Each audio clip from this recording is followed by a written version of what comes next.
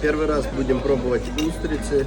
Есть вот такие вот вилочки красивые и устрицы. Это жилардо. Вилочкой вот так вот берем, поддеваем. Смотрите, сколько мяса здесь. Очень-очень прям много.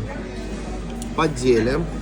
Берем здесь у нас соус. Это малиновый уксус. Лучок.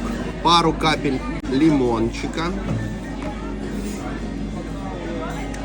И пробуем.